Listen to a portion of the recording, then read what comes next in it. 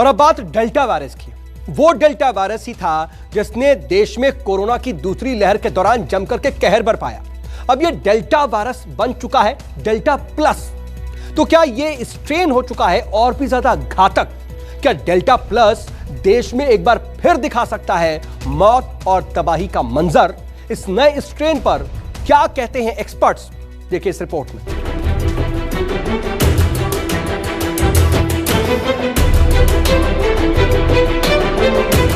पहले डेल्टा का खौफ, अब डेल्टा 2 का खतरा। कोरोना वायरस हर घड़ी अपना रूप बदल रहा है और अब एक बार फिर कोरोना के नए खतरनाक रूप ने मुसीबत खड़ी कर दी है। भारत में कुछ समय पहले कोरोना के डेल्टा वेरिएंट के मामले सामने आए थे, लेकिन अब एक्सपर्ट्स ने कोरोना के एक और नए वेरिएंट को लेकर आशंका जताई है। वैज्ञानिकों ने कोरोना के नए वेरिएंट को डेल्टा प्लस नाम दिया है। इस वेरिएंट को AY.1 नाम भी दिया गया। कोरोना वायरस का डेल्टा प्लस प्रकार डेल्टा या B16172 टाइप में म्यूटेशन होने से बना है। डेल्टा या B16172 टाइप देश में दूसरी लहर के लिए जिम्मेदार था।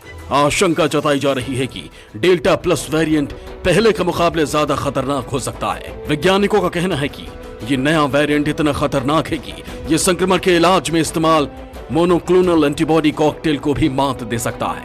कोरोना वेरिएंट पर लेटेस्ट रिपोर्ट के मुताबिक भारत में 7 जून तक डेल्टा प्लस के 6 मामले रिकॉर्ड किए गए थे। हालांकि वायरस के नए प्रकार के कारण बीमारी कितनी घातक हो सकती है, इसका अभी तक कोई संकेत नहीं मिला। म्यूटेशन बेसिकली वायरस के स्ट्रक्चर में एक चेंज है जो उसको नई प्रॉपर्टीज दे सकता है।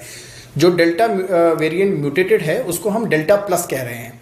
इस म्यूटेशन से क्या हो रहा है कि जो वायरस के सरफेस पे प्रोटीन है उसमें कुछ ऐसे चेंजेस हो गए हैं जिसकी वजह से ये एंटीबॉडीज से रेजिस्टेंट हो रहा है। सो बेसिकली ये वायरस ज़्यादा रेजिस्टेंट है एंटीबॉडीज से, विच मीन्स कि अगर आप वैक्सीनेटेड भी हैं तो भी ये वायरस जो है ये बॉडी पर अटैक कर सकता है। ये वेरिएंट अभी इतना कॉमन नहीं हुआ है, इसलिए बहुत ज़्यादा घबराने की बात नहीं है। हमारे जो मूल प्रिकॉशंस हैं हमें उन्हीं पर स्टिक करना है। हमें सोशल डिस्टेंसिंग रखनी है, मास्क रेगुलरली पहनना है, अपने हैंड हाइजीन और फेस हाइजीन का ध्यान रखना है और इस वायरस से फिर लड़ा जा सकता है। बात कोरोना वायरस के नामकरण की करें तो विश्व स्वास्थ्य संगठन ने भौगोलिक आधार पर वायरस के वेरिएंट को अलग अलग नाम दिए।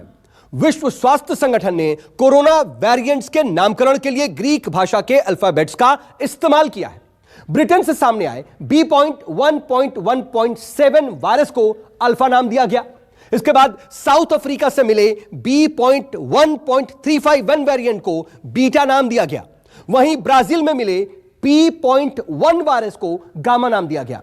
ब्रिटेन से भारत पहुंच करके म्यूटेट होने के बाद बने B.1.617.1 वायरस वेरिएंट को कप्पा नाम दिया गया और भारत में दूसरी लहर के लिए जिम्मेदार B.1.617.2 वेरिएंट को डेल्टा नाम मिला। अब यही वेरिएंट AY.1 टाइप में बदल चुका है, जिसे कि अब डेल्टा प्लस कहा जा रहा है। और इन सब के अलावा अमेरिका से सामने आए 2 वेरिएंट B.1.427 और B.1.429 वेरिएंट को एप्सिलॉन नाम मिला है। ब्राजील से मिले एक और कोविड वेरिएंट P.2 जीटा नाम को उसको जो है वो जीटा नाम दिया गया है। फिलीपींस से सामने आए P.3 वेरिएंट को थीटा कहा जा रहा है और अमेरिका से मिले पुराने वायरस वेरिएंट B.1.526 को लोटा नाम दिया गया है और पेरू से सामने आए कोविड वेरिएंट C.37 को लैम्डा नाम दिया गया है। WHO के मुताबिक कोविड वायरस का वेरिएंट B.1.525 दुनिया के कई देशों में मिला है। WHO ने इस वेरिएंट को ईटा नाम दिया है। एक तरफ देश कोरोना की दूसरी लहर को मजबूती के साथ काबू करने की कोशिश में जुटा है, वहीं कोरोना के बीच फंगल इन्फेक्शन के मामलों ने डॉक्टर्स और वैज्ञानिकों की चिंता बढ़ा दी और अब ब्लैक फंगस के साथ साथ ग्रीन फंगस के मामले ने देश को सचेत कर दिया। मध्य प्रदेश के इंदौर शहर में ग्रीन फंगस का देश का पहला मरीज मिला। इंदौर के मानिक बाग रोड इलाके में रहने वाले 34 साल के विशाल श्रीधर को कुछ दिन पहले कोरोना हुआ और उन्हें अस्पताल में भर्ती कराना पड़ा। कुछ दिन बाद वो ठीक होकर घर आ गए, लेकिन फिर से परेशानी होने पर उन्हें अस्पताल में भर्ती कराना पड़ा। डॉक्टर्स को विशाल श्रीधर के शरीर में ब्लैक फंगस के संक्रमण का शक था। विशाल श्रीधर के दाएं फेफड़े में मवाद भर गया, जिसे निकालने की काफी कोशिश की गई, लेकिन सफलता नहीं मिली। कई लक्षणों के अलावा उनका बुखार भी 103 डिग्री से कम नहीं हो रहा था, लेकिन परीक्षण करने के बाद उनके साइनस, फेफड़े और ब्लड में ग्रीन फंगस इन्फेक्शन पाया गया।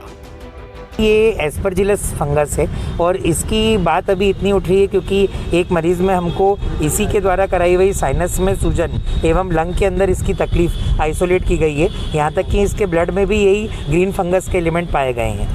तो इस वजह से ये एकदम फोरफ्रंट पे आया है और इसको समझना इसलिए ज़रूरी है क्योंकि अभी ब्लैक फंगस की महामारी का दौर चल रहा है। और अगर देखा जाए तो ये जानना और समझना इसलिए भी ज़रूरी है कि जहाँ एम्फोटेरेसिन भी ब्लैक फंगस की दवाई है, वहीं पे इस ग्रीन फंगस की दवा कुछ और होती है। इसलिए इसकी समझ और परख होना भी उतनी ज़रूरी है। देश में कोविड और पोस्ट कोविड के हालातों को काबू करने के लिए तमाम जरूरी उपाय अपनाए जा रहे हैं, लेकिन वायरस बदलते हालातों के साथ खुद को भी बदल रहा है। ऐसे में वैक्सीनेशन के साथ साथ जरूरी है मास्क और सोशल डिस्टेंसिंग जैसी सावधानियों को अपनाने की, क्योंकि अगर वायरस का एक भी अंश जब तक जिंदा है तब तक वायरस पर हर वार बेअसर साबित होगा। Bureau report, news 24। नमस्कार, मैं हूं मानक गुप्ता। अगर आपको हमारा ये वीडियो पसंद आया हो तो इसे लाइक और शेयर जरूर करें, और हाँ, हमें सब्सक्राइब और फॉलो करना ना भूलें ताकि आप देश और दुनिया की कोई खबर मिस ना करें। तो जुड़े रहिए हमारे साथ और देखते रहिए न्यूज़ 24।